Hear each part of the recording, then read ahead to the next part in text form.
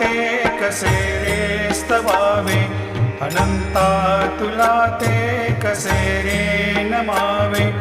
अनंता मुखांचा शिणे शेष गाता, नमस्कार साष्टांग श्री साईनाथा.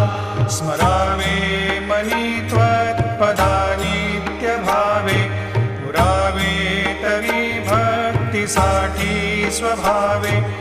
तरावे जगातारुणी मायताता, नमस्कार साष्टांग श्री साईनाथा.